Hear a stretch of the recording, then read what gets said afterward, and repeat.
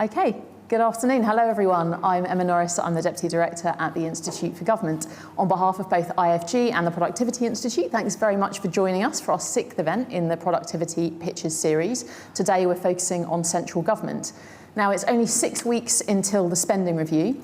While spending is growing meaningfully this year, it's set to be much tighter from April 2026 onwards. That means that we know government needs to boost productivity in public services if it wants to see real improvements in performance by the time of the next election.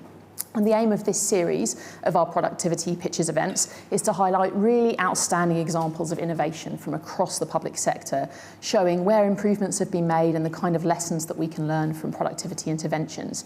And today we've got 3 really interesting case studies from Whitehall, from central government.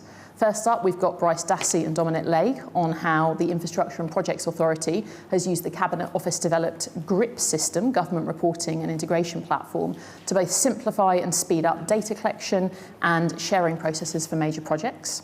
They're going to be followed by Freya Pinks and Laurie Graves, who are going to be explaining how dashboards provided by the National Situation Centre, CITSEN, allow policymakers to both assess risk and respond quickly to emergencies and crises. And then our final presentation is going to be from Lloyd on how the National Underground Asset Register is going to save government agencies lots of time and money when they're carrying out vital roadworks and other kinds of construction projects. Each presentation, hopefully lots of you know the format by now, each presentation is going to last about 10 minutes. We'll then have 10 minutes of questions to follow afterwards. And then to wrap up, I'm going to be joined on stage by Bart van Ark, the Managing Director of the Productivity Institute, where we'll just reflect a little bit on the kind of key themes and lessons for government.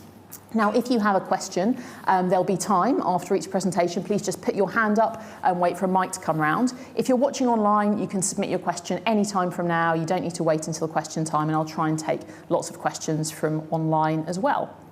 Okay, I think that's everything I'm supposed to cover before we kick off. So I'm going to hand over to Brice and Dominic. Welcome, thank you.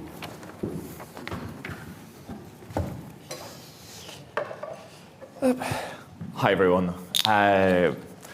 Really happy to be here. Today what I'm going to do is tell you a little story of digital transformation that sped up and simplified the data collection and sharing process for major projects in order to get better insight and, in result, better decision making. This platform is called GRIP, Government Reporting Integration Platform. It's developed by Dominic's team, and it stems from a problem statement. The problem statement was really well spelled out by CST in a presentation at the IFG about 3 weeks ago, where really he explained that in order for the centre of government to get data, we have to request data from 21 government departments who all have different IT systems. So the way these commissions work is that we have to send out a commission that department have to fill in, usually via spreadsheet, that they send back to us, and on which we build advice, usually notes. The problem with that is, as part of this process, this creates a lot of question around data quality, and it makes the overall process very inefficient. The translation of information is difficult to get through. So this is why, for us, we decided to spell out what the issues were for the IPA, the Infrastructure Authority, which overlooks a portfolio of 834 billion pounds. And you relied on an outdated platform to carry out this data collection. The platform had 4 major issues. First one is that it overburdened thousands of civil servants with inefficient and duplicative reporting process. Second, and very importantly, it prevented IPA from obtaining the right information at the right time.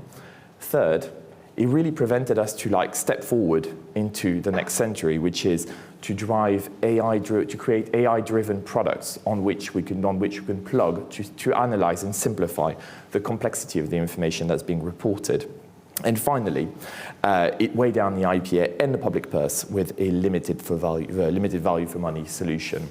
And this is why we explored GRIP, the Government Reporting Integration Platform, and Dominic is going to walk you through this. So this slide is really to try and make it real and concrete and tangible what this is all about. On the left, You have the old platform, which was not interactive. It used a really clunky spreadsheet to collect data. You would have to upload the spreadsheet, hope everything was correct, and very few people got to access it directly on that platform. On the right, which is the platform we have moved to, you have Grip. So Grip is interactive. It's a fully integrated environment. There are many other things in the platform that didn't exist in the old solution. There is guidance inline in the platform. There are various business logic-driven features in the platform that we've had to build. This just sort of make it really real what we're talking about here. We're talking about going from something that is a spreadsheet, essentially, and people are handling that offline on their desktops to something that is a modern web platform. So how did this all come about? Through 2017, 2018, and 2019, I'd been leading a very significant effort to track Brexit no-deal delivery, the famous Jeremy Haywood spreadsheet with, I think it was 313 lines, each relating to a major delivery program. I was making sure that we could, once a month, say whether we were going to be ready across all of these areas by exit day. But it was only possible because there was a team of about 150 brilliant subject matter experts, plus my team of about 20, stitching this all together by hand. When we wound this up at the end of 2019, we swore we would never do this with spreadsheets and emails again. Ironically, I then did something very similar for COVID. And then at that point, sometime in late 2020, I was asked to lead the effort to translate this experience to the whole of government. And it was really clear to me by then that spreadsheets and emails were not going to be the answer to this. So Grip was born, and there's a quite long story about how that all panned out. From the start, it's been entirely in-house. And as part of my role, I manage a small and very talented engineering team, a shout out to one of whom's in the room today. Initially, it was just a tool for reporting the most significant, roughly 50 areas of government priorities across the whole of government. But very soon, it got used for an increasing amount of department to center reporting activity. I think, Brice, this is where you sort of enter the scene again. At that point, in 2022, Grip is identified by the IPA.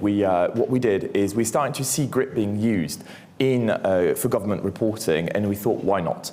This is why we commissioned an independent supplier to perform a discovery exercise. In this discovery exercise, after interviewing hundreds of customers and stakeholders across the civil service, concluded that indeed Grip was the right platform for us. And in 2023, we got the go-ahead to deliver it. And Dominic will talk about that. So really the heart of making it happen was a period of about 9 months of intense collaboration with the IPA to design new features that would be core to the switchover. We spent probably hundreds of hours agonizing, discussing about how, just one example of this, to make uploading and storing costs and benefits an excellent experience. And then many hours with my engineering team to make sure we had the right data model, to make it sustainable and flexible in the long term. These are things which are often overlooked in this sort of endeavor. We built a properly sophisticated system for parsing and storing financial data, managing risks, providing training materials in the platform, storing feedback in the platform, and a quite sophisticated data integration with the Cabinet Office Grid data lake platform. We also conducted a pretty big user outreach exercise to ensure their needs were in fact driving our efforts. I think we reached over 1,000 users. And then when we got closer to the switchover, there was a really intense sort of partnering phase to bulk upload previous data, set up all of the right users, permissions, ensure data quality. And towards the end, it was long sessions in a room together, making sure we got stuff right and we had the quality that we needed. And these are the sort of peak experience moments which live with you forever They're really intense, but they feel worth it in the end. And what we want to say is that when we launched GRIP in 2024, it wasn't the end. After GRIP was launched, basically IPA reshaped its entire digital ecosystem to really benefit from the new solution. This meant moving all our dashboard to pointing at GRIP in order to enable live, almost real-time information that can be easily digested to stakeholders. And we continue to improve GRIP based on user feedback. And what was the result, right? So at the beginning, we had one issue about inefficient duplicative reporting. What we have now is we saw a user grow from the old platform to the new platform, 650 to 6,500 users, truly creating a one place for consuming and centralizing information and removing countless spreadsheet silos. Previously, we had untimely data with quality issues. What we have now is a quarter close that is instantly available to anyone consuming the information, reducing by 3 weeks the duration of that gap. And we have integrated the quality assurance process as part of the reporting process to remove that stage altogether, enabling a sort of live dashboard that we can see on the top of this presentation that tell you in real time what's going on about all these projects. Previously, we had no AI-driven insight. Now we have Scout, that is a AI supported solution that enables us to consume that data more efficiently. And finally, we had a limited for value proposition. Now what we have is extensive cost saving for the IPA and a very strong value for money proposition. What I want to talk about now is the what's next. So what's next? Since we made this presentation, IPA changed. We're now called NISTA, the National Infrastructure Service Transference Authority, and we moved to the Treasury. So we need to make sure that this solution fits new NISTA need. What's next? We also have, again, like to start, I started my presentation on the CST IFG presentation that he made about a month ago. He made it clear in that presentation that there was an ambition to empower ministers with real-time data in order to allow better decision-making. This digital ecosystem certainly intends to be a response for NISTA as part of this agenda. And finally, I think that we've got sort of two big insights from Dom on reflection. Yeah, I suppose my biggest insight is that modest, highly competent technical teams working really close to the domain, living and breathing the problem, can deliver awesome capabilities. And this doesn't have to be a drawn-out process with poor quality. You can have it fast and good. Most top-tier tech firms sort of figured this out a long time ago. Government is hopefully starting to figure this out. And I think the second reflection is that sticking around and iterating is almost everything. I think we've delivered more value since after the switchover than we did on day one. And for me, the two big reflections I've got is one is that this delivery program really acts as a benchmark for supplying digital product to the civil service. We've got 14 billion for spend on digital IT every year. And with this solution that was developed in-house, we're allowed to create a benchmark to compare other IT provider against what we can do in the civil service at pace and at cost. And one thing for my team is that it really enabled us to redeploy the entire team away from sort of manual, labor-intensive tasks to really develop these like step forward, innovative solutions and to deliver what we've delivered. Thank you very much. Fantastic. Thank you so much, Brice and Dominic. Really fascinating. I've got lots of questions, but first I should open up to the audience. If you do have a question, please can I ask you to raise your hand, to give your name, the name of your organisation, and wait for the mic. And can I ask that it is a question rather than a comment, please? We've got one here. Hi, thank you. Calvin Nguena. I work for Department for Energy Security and Net Zero. Dominic, at the start you mentioned how, I guess, you're effectively given the green light to test this new approach across the different teams. And I guess it would be interesting your reflections on what about the department culture at that time felt that you were able to, I guess, to be given that support to do that? Because I imagine there's probably a sticking block in a lot of other areas where there might be ideas, but perhaps not senior kind of push or support to actually go for the innovation? Thank you. Thanks very much. And I might just ask a kind of related question. You talked at the beginning of your presentation about the importance of a kind of clear problem statement. That's something we hear a lot for these kinds of projects. I'd be really interested in hearing a bit more about where the kind of drive for this came from. Was it coming from the kind of political side? Was it coming from, you know, kind of project level? What was the move for making this happen? I can take the second part of the question, the drive for the project, at least for us in the IPA. It really came, it was a grassroots initiative. Mm-hmm. We were constantly realizing the consequences on the team of the existing digital solution that we had at the time. And we knew what was being done elsewhere. Through conferences, through integration meetings, you can really see what other teams are doing, and you can really see that that's not delivering the bangs for the bucks that you need. So I think that's where on the stemming things.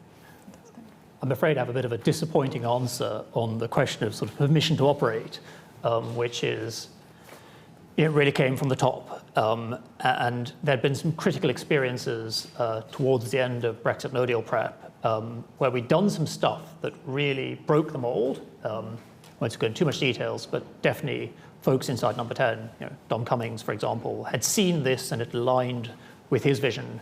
And in this particular case, it was he who asked me to come and spearhead this effort. You know, there's a whole story in that. I'll tell another time, off mic, maybe.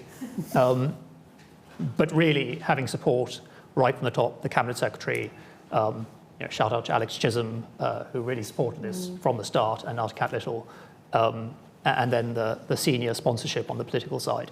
That made it possible. There's also an element of this which is sort of zeitgeisty. So everyone around government had sort of had this idea that it was possible, you know, using computers, you know, roughly sort of what a lot of people discovered about 20 years before, to make sense of the world a bit better, to have a sort of always-on situational awareness of what government is trying to do. And once that's kind of in the groundwater, it's there and it takes hold. A lot of people see the products you can make with that kind of effort. And we've done it manually for a vast amount of government's work. You know, I've been producing products on the Brexit no deal side of things where people were saying, wow, if you can do this for Brexit, why can't we have similar quality, similar kind of products across the entire delivery space? Thank you. Question here? And then one over there. Hello, Nick Davis from the Institute for Government. Two-part question. You, Dominic, you talked about the importance of having an in-house engineering team, and I wondered to what extent you think there is that capacity in other parts of Whitehall, and then secondly, how easy it has been to recruit and retain staff with that expertise, given the kind of pay that's on offer in the private sector in that sphere. Thank you. And then we had one, I think there. Hello, Alex Vince, Cabinet Office. Curious about the AI support that you're putting into this. What kind of what is it actually doing when you say helping senior leaders navigate complex information? Is it keeping an eye out for problems? And if it is, how do we make sure it's doing it right? Right, thank you. And then I think we have one more. Oh, just there. Thanks for your presentation. It seems that at the beginning, there are many difficulties to cooperate with, to solve, to set this system. But at the end, it seems that you are very successful. And I'm curious, during this process, it seems that cooperation with different departments and between the your company and the government is very important. So would you please provide some, for example, maybe 3 more important points or reflection in the communication and the cooperation between the private sector and the government? Sorry. Thanks. Brilliant. Thank you very much. Okay, so we've got questions on kind of capability, building it? Does it exist in the rest of government? How do you go about retaining it? I think that's a really interesting question, particularly in relation to one of the points you made in the presentation about the importance of kind of sticking around during roll-out, kind of learning from users. How do you kind of retain people and keep them in place to make the most of that? A question on AI and a question on your reflections about cooperation, particularly between private sector and government. I'll try to take the first one of those, next question. There is growing capability. You see teams forming around government who have the skills. There's been a sort of a curve of the types of capability. People start to have analysis as a core function, then data science as a core function, then sort of people talk about data engineering, and now we've got quite a few places where people have genuine software engineering capability, the kind of thing that you would find in a tech firm doing a similar type of effort. I wouldn't like to put a sort of a score on the door. I don't think it's an A+, to be really honest. We can do a lot more there. And the key is bringing it close to the domain. I think that's a really interesting way to do it. And you see this definitely in the private sector about how you deliver some of these sorts of things. The key initiatives are done quite close to the domain that they're trying to fix. In terms of finding and retaining people, the short answer is there are people out there. They're not the ones who want sort of six-figure salaries from FAANG companies, because that's not what we can give them. We are relatively competitive, and I say relatively, there's maybe a 15% gap with what you get at a kind of middle-sized, say, energy firm for software engineering roles at a similar level. Obviously, I think everyone knows about the market at the moment for this sort of stuff, so there are some wobbles in the private sector, and that obviously will drive people to roles where they feel have impact and are sort of valued and have a future. Retaining people isn't that difficult. You give them interesting work. You don't infantilize them. You don't sort of get them caught up in the spokes of bureaucracy. You shield them from that to a certain extent, and you give them the opportunity to do really interesting things with cutting-edge technology choices that they would like to use. Hint, that's not on-premise servers running Java applications mostly. And I'll take so on the AI question, the AI tool that we put in place is we looked at the problem that the IPA was facing. One of them is to do with the quantity of information that assurance reviewers within the IPA have to process in order to decide whether a project is going well or not well. And the AI tool is allowing them to input a set of documents on some place, compare them to the standards, what we expect an assurance review to be tested on, and will point out if these documents are meeting the bar. This project is, you can have a look on the i.ai service. It's called Scout. There's a little video that tells you about it, and really is there to empower assurance reviewers at the moment in NISTA and in the IPA to deliver their work better, not to replace them. And on the question about the private sector and the public sector, we generally reckon that this solution is there to just set the mark, and if the private sector can do better, we'd be very happy to engage. It also provides a level playing field, because now they have this sort of cross-Whitehall solution that acts as a receiver information. They can easily plug in their solution and integrate them seamlessly into what we have done. Brilliant. Right, I'm conscious of time, probably time to go on to the next presentation. Brice, Dominic, thank you so much. Thank you. Okay, so our next presentation is going to be online, where we're going to be welcoming Neil Lloyd to talk about how the National Underground Asset Register works. Hopefully the technology is going to succeed. Thank you. I'm just confirming you can hear me. We can hear you. Fantastic. And you've got the slides up, I believe? Yes, we have. Brilliant. Well, thank you for the introduction, and thank you for inviting me to present the National Underground Asset Register today. And my name is Neil Lloyd, and I'll just run through a number of slides and hopefully some questions at the end. I'll refer to the national to the services noir as we go throughout the presentation. So I think a great place to start is what is the National Underground Asset Register? And it's an interactive digital map of underground pipes and cables. It's currently transforming the way we install, maintain, operate and repair the assets that are buried beneath our feet. And Noir will meet the needs of the modern economy by creating the digital infrastructure to promote data sharing, and it will also support growth and innovation across the UK. So why do we need Noir? Well, there are over 4 million kilometres of buried pipes and cables in the UK.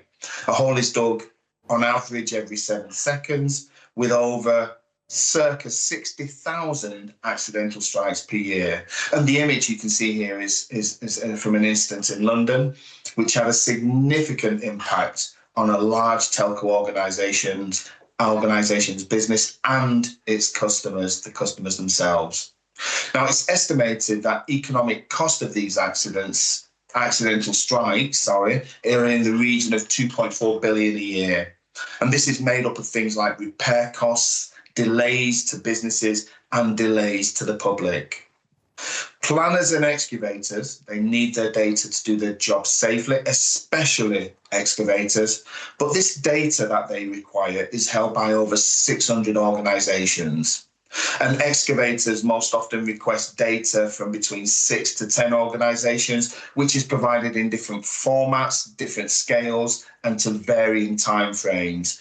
And a really important point is the speed of some of the utilities that are being laid. Some of the excavators don't know of new utilities within the area, so they wouldn't know who to go to for that information once it's in the ground. Between the time it takes from being installed to actually registered with an organisation. Now, it takes on average 6.1 days to request, receive and prepare the data for any single project. So what are the benefits of having Noir? Well, Noir will grow the economy by over £400 million a year. And that economic growth is through increasing efficiency, reducing those accidental damage due to accidental strikes, and reducing disruption for citizens and businesses. And Noir will also contribute to the building the infrastructure needed across the country, such as new roads, rail and houses.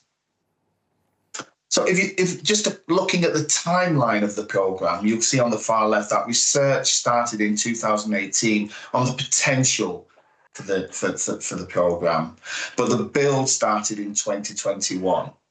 We held a public consultation in 2022 on the future operating model, and the platform itself went live as a minimum viable product, and it's still a minimum viable product today. At the moment, it went live in April 23 across England, Wales and London. And it went live across the rest of England in November 23, so the same year, very shortly afterwards. We launched the MVP in Northern Ireland in November, so in 2024, and we're looking to be fully operational by the end of this year, December 2025. There is one thing missing from that timeline, and that is the public beta stage. We're in private beta at the moment, but we're looking to go to public beta this spring, so imminently. So what's the current position of the MVP?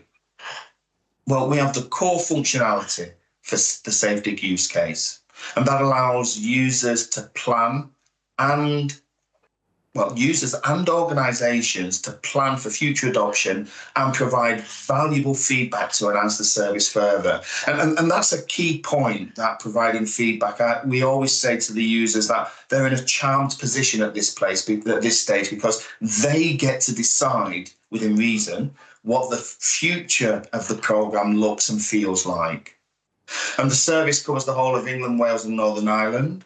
And we have data accessible in the platform from 290 organisations, and they are made up of major energy, water, telecommunication companies, transport organisations and local authorities. And we have over 100 local authorities currently published on the platform, and they're both large and small. And if you look at the percentage of local authorities through those 600 organisations that make up all the data elements, about 50% are local authorities. Now, the platform is only available to fully onboarded asset owners and their suppliers. And we've got over 4,000 users carrying out over 80,000 transactions a month, and that's currently in the MVP. And the expectation is once we're fully operational, that user base will be in the region of 100,000. And we have the user satisfaction rate at the moment is 8.4 out of 10, and the net promoter score is 9.2. And we are just one final point before I move on from this slide. We've got about 200 other asset owners progressing through the onboarding process to get their data live on the platform. Now, security features have been baked into the platform from the very beginning, and that's due to the sensitivity of some of the data within Noir. As such, Noir has been developed in collaboration with, and we still work very, very closely with the NPSA, formerly the CPNI, the Centre for Protection of National Infrastructure, and the NCSC, and that's the National Cybersecurity Centre. And Noir operates very closely with the asset owners' own security teams. And access currently is on a permission-based is permission-based, and that's for the specific use case of safe digging and safe digging alone. Now, Discovery, I would like to touch on our Discovery project very quickly, and the project explored the additional value and feasibility of making the data within Noir available to other user groups for safe digging, and they're your planners and your emergency response teams, to support other use cases, and that could be the electrical vehicle rollout, infrastructure rollout, and to third-party intermediaries and APIs.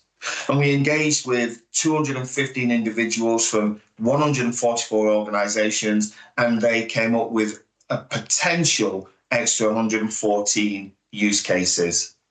And the Discovery project has been concluded, but we are in the process of considering the evidence gathered. Nothing has been decided yet, and we will continue to work with stakeholders to make sure we get those extra use cases right. And if I could also just touch on legislative reform. We're updating legislation around Noir through the Data Use and Access Bill.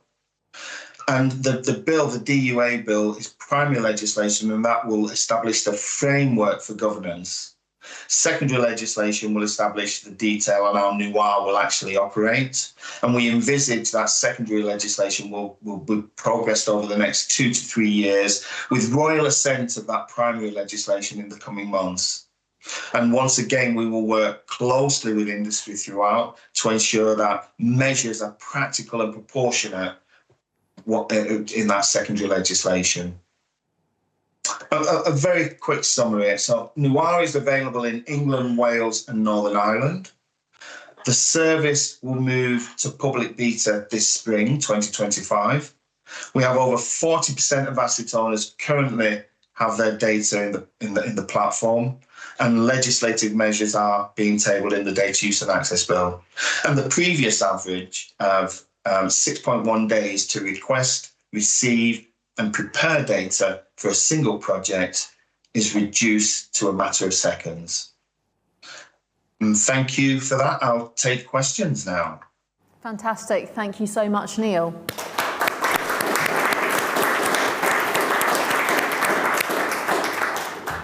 What questions do we have? Otherwise, I'm going to kick off. Got one over here and one over here. Thanks. Thanks for presentation. I think the infrastructure is very important for a country, and this software is very excellent. It seems that it is a long-term effort, and for the data collection from different departments. And I'm a bit curious that would you please give us some examples about the efforts for this data collection from different departments and contributes to the data receivers. Thanks.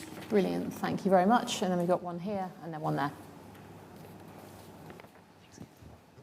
Thanks. Cassia in the Public Services team here at the Institute. I'm sort of really interested in how do you get the word out about this kind of resource? Because obviously there's the technical challenge, which is building it, but then for it to actually have this impact, you need uptake. And so how do you kind of make sure that that's effective and that it's meeting people's needs as users? Thanks, Cassia, and the one over here. Thanks for the presentation, Neil. Neil Thomas from Cabinet Office. The war in Ukraine has shown a trend for targeting energy infrastructure and using energy as a potential weapon. How do you safeguard your system, and do users get to see all of the network all of the time? Brilliant, thank you. Okay, so we've got questions on data collection from departments, how you get the word out, and safeguarding. Neil, over to you. Brilliant, thank you. So the data collection, I'll take them in order that they were asked. The data collection process, we're dealing with over 600 organisations, and they're public and private, and some are at different levels of data maturity.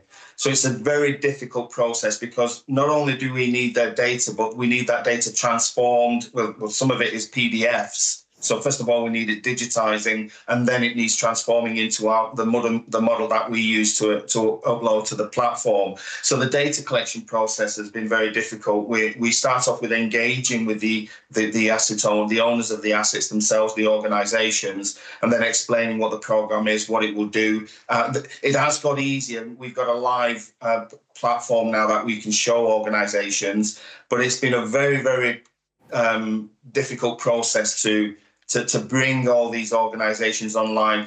I'll bring them all through the programme. And the reason for that is that one is data maturity. Some organisations have different levels of data maturity, and also that's commercial sensitivity. Some organisations believe that sharing their data in a platform has commercial implications. So it's a constant battle for us to ensure that data's coming through. One, if we look at the carrot and stick and the engagement process, the stick in this is the legislation, because the legislation will mandate that organisations will share their data with the platform, as the platform will become a UK register for data for underground assets. How do we get the word out? It's constant engagement.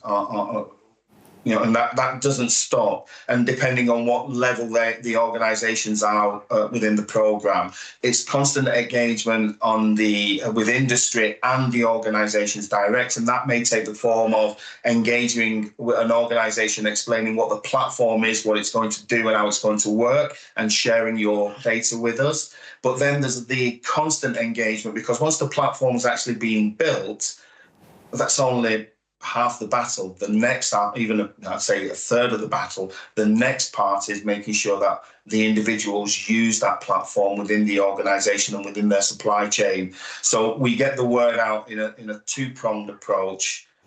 It's actually a three-pronged approach. It's onboarding the asset owners and explaining what the platform is all about, and that's industry and direct through to the asset owners themselves. And then dealing with the data request, which takes quite a long time. We have to transform that data and play it back to the organisation. And then finally, once their data is ingested within the platform, it's engaging with those organisations again, but at different roles and levels within the organisation, explaining how to use the platform and why it should be useful, because it is a fundamental change initiative that we're rolling out here across the industry and across organisations. And with fundamental change initiatives, you get some people who are a little bit resistant. And finally, on the security element, we have a SOC centre, a security operations centre, and that is running constantly. But what we do is organisations who share their data where they feel it's critical amount of critical data, they have the option to redact it. so it's not shown in the platform. And if they redact it, the platform will tell the individuals who are looking at the data that they need to contact the organisation directly for that bit of information. And going hand in hand with that, we have a role hierarchy of how much data you can see. At the very bottom level, there's 100 by 100 meters. That's the vast majority of people can only see data 100 by 100 meter in an area of interest. And above that, they're the planners within the organisation that may see 500 by 500 meters area of interest. And that is it. It's capped out at 500 by 500. So that's all you're able to see at any one time. And every interaction with the platform is registered and audited, so we know what people are doing, when and why. I hope I caught all three of them there. That was great, thanks Neil. And then just a few last questions, one from online. Is there any case for making a non-sensitive version of this that could be fully open eventually? And if so, what kind of boost do you think that would provide in terms of innovation?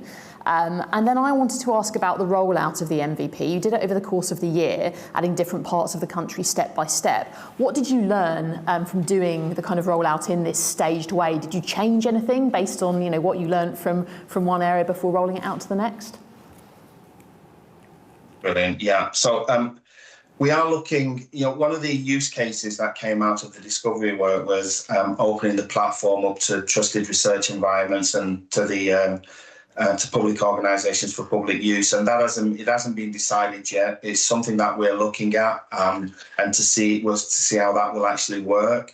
But it may be that trusted research environments use the data within the platform, or public organisations for public tasks use the data in the platform, but it will never be fully open where anybody can actually log in. And one point I should make here is that public beta is not general public. It's just the organisations who can access the platform, rolling it out within their organisation and becoming a NUAR first model. So they use NUAR to look at the data, and only NUAR to look at the data subject to an internal risk assessment. And MVP rollout, what have we learned? Well, we're still learning, and I don't think it will stop. I'd say the thing that we've learned with the MVP rollout, and I alluded to it earlier, is that you're only a third of the way there once you've got the data in the platform. It's the hard part. That's very difficult to get the organisations to share the data with you. But the hard part is to get the users to use that data, to rely on it, because if something's not right, they've got processes in place that they have been using for years, and some of them believe that those processes are very, very efficient, and it's just a resistance to a new process coming through. And also, I'd say the MVP rollout has taught us to explain to organisations that NUAR is just another tool. It doesn't replace everything in the safe dig environment. You've still got to use HSG 47, which dictates how safe excavations are carried out. But you should get the information we give is that use NUAR how you need to use it, and bolt it on to your existing processes, and it just gives you another tool to use when excavating. Brilliant. Thank you so much, Neil. That was brilliant. I'm going to go out to the end of the event now, but really, really good to hear. Thank you.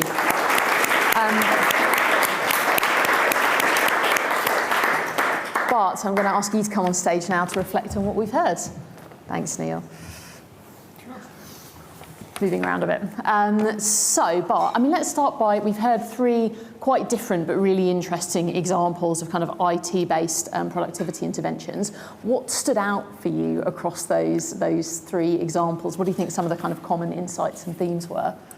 So let me first of all say how much I always enjoy these productivity pitches, because they bring things real to life. And we've done them for social care, we've done them for healthcare, we've done them for education, we've done them for the justice system. But I think this one today is especially interesting because I think, all these other things you can sort of imagine what I do. Whereas in central government, I think most people out there is, what the hell are these guys actually doing, And I think what it really brings it to life here today about some real societal problems that we are dealing with here and that we actually see happening in front of our eyes and see happening here. So that's really what's great. And it's also very important because, the Office for National Statistics has done a new review of productivity statistics in the UK, and it has made quality adjustments. But when you look at central governments, it's always input is output. So productivity is zero. And I think what we're seeing here today is that absolutely is not correct. You can also understand why it's so difficult for them to do this, because these are all very specific issues. So making, in the case of healthcare, if you make quality adjustments, you can do that across the board, whereas here you have each specific case. So that's really difficult. So for me, one question it really raises from a measurement perspective, how we're actually going to do better in terms of measuring public sector productivity. The thing that stands most out to me, Emma, is I think what we're seeing here today is sort of the perfect anti-Doge thesis on how you should actually be doing this. I mean, I think what we've seen in all the presentations is you start by identifying a problem. Yeah. You then begin to identify the whole range of potential solutions you have. You start to think about how do we resource a pathway towards those solutions. And then I think what we heard over and over again, particularly in the GRIP case, but in the others as well, is you start to plan, you start to test, you start to adjust. The sticking to it and sticking around, I think, is really, really important. So in contrast to Doge, where you basically say, let's start by cutting out resources and then we'll see in the thing solves, here it's just the other way around. You only start cutting resources once you begin to see, okay, this is the problem we can solve, we can do without resource, and we can make things significantly better. So I think that was very, very interesting this morning to see. I think that's a really interesting point, that some of what we've heard is a kind of positive case for what state innovation and reform can look like, rather than a kind of negative case. And one of the points that came out really strongly for me is how much of this is actually being done with in-house teams, with in-house engineering teams, for instance. So it's as much about building kind of capacity and capability in government than letting it go. And I'd be really interested, Bart, in your reflections on where government is kind of at in its journey to kind of bring in-house the capability it needs to really realise the kind of productivity gains that innovations like these. So the things that I was really looking for, sort of the two words, join up and scale up, right? Because as I said earlier, these are all in itself fairly isolated issues. But if you start to think about them, you say, what a huge potential is there for gaining significantly in terms of greater delivery of public services if we start to join up across these various services. And I think, again, the GRIP case gives us really good examples of trying to do that. We're not just talking, but again, all three of them, we're not just talking about digital technology. We're talking about skills, we're talking about adaptive organizations, we talk about legislation and governance. I've heard that a couple of times. If you do this kind of stuff, that's different from the private sector. If you do this kind of stuff, you need to think about what does this mean for the legal framework that we're having. So that joining up of these resources is really, really important. And then the scaling up, which is how do we actually go from the use case, the test case, applying it to a limited number of issues, to scale it up to more, to a higher level of scale, but also multiple organizations across the country. The last one, of course, we saw also is how do you spread this across the country? And I think those are two massive challenges. I mean, government is a huge organization, so how you go from these initial initiatives to actually scale them up to these larger initiatives is really difficult. But I think we've seen some really good practices. And again, I think that the rigor of application of, start small, begin to build it out, learn from it, take it to the next level, and stick to it and build the capability, to your point, I think is really important. So joining up and scaling up are the key elements to me to look for. I also, one of the points that has come out really strongly and that you've emphasised too, Bart, is the importance of responding to a real problem. That is a crucial starting point. And we've heard from the examples, in some places, that kind of problem identification was bottom up. It was something that was generated, through people's experiences. We know that in other cases, these kind of interventions are built from top down kind of leadership. What are your reflections on the balance between, how do you meet that in the middle, right? Exactly. I think that is really challenging because on the one hand, you need to have big ambition. So I think the announcements that the government has been making in recent months, as part of the modern digital agenda and the AI agenda and so on, I think that really sets a level of ambition. But you also roll your eyes when you look at these numbers at 45 billion gains and you think, well, yeah, sure. So you also need to begin to think bottom up, what are we actually realistically going to solve? And I think, and this is a bit of a challenge in the UK because we have a very centralized government, but it's a bit of an irony, it's a paradox here. We have a very centralized government, but on the other hand, a lot of very fragmented institutions. And trying to sort of bring that all together in order to translate that ambition into sort of bottom-up initiatives is really important. But I think, again, the testing case is important here. Can we apply this to something else? You know, instead of trying to reinvent the wheel, can we try to apply it to this problem? And does that help us to solve it? Or do we have to make adjustments to the technology? Or do we have to think differently about how we are, what kind of skill needs we have and how we are joining up the organization is really important. Yeah. And as I mentioned at the outset, and I'm sure everybody in the room knows, the spending review is coming very soon in about 6 weeks' time. Yeah. Do you think the government, what would you like to see in the spending review that would enable more innovations like those that we've heard about today? Well, I think you already said it earlier, focus on capabilities, right? I mean, now that we have, there's no doubt in my mind that AI has fantastic opportunities and has been said several times already today. But the 45 billion sort of North Star can only be achieved if we really take this capabilities building, and that goes beyond the technology itself. It has to do with skills, it has to do with the management capabilities, and it has to do with the way that we're wiring up our government system. You know, so what is the governance system that we're building around it? How we're adjusting legislation to really allow this happening. So I think stability, as we need as much everywhere in government, particularly for these kind of initiatives. It's quite often think, let's break things because then things will get better. I'm not quite sure that's okay. Let's build the capabilities to test and to adjust as we can do along the road. And I think it feels like there's lots for the rest of government to learn from this way of working. Yeah. Was really struck by the point around kind of retention and actually it not being so difficult to keep people with a project if you provide, you know, the right incentives. And we know that it's, you know, in, for instance, the policy space, keeping people with projects is really difficult. So I think that learning between different functions and parts of government is really important. Yeah, and also, you know, I got to be careful here and not to sort of make the point that this doesn't need funding. It does need funding. But I think we also have seen that funding quite often isn't the primary inhibitor to actually get these kind of things going. It's much more stability and capabilities building. And again, the sticking around, which is the word that sticks around with me today, I think is really, really important here. So it's not just a matter of we need to spend a lot more money on it. Of course, it needs to be funded. But it is really having this commitment for the longer term that we now need to begin to deliver on. Brilliant. And with that, Bart, I'm going to bring the event to a close. As I mentioned at the start, this is the 6th in our quarterly series of productivity pitches. We're at the 7th event. Up next is going to be focusing on welfare, and that's going to be taking place in July. There'll be full details on our website shortly, so do look out for it. Huge thanks to all our speakers today. Absolutely fascinating and really inspiring case studies. And big thanks to the Productivity Institute too for supporting this series. Thanks to everybody in the room for a great set of questions and everybody who joined us online. Thank you.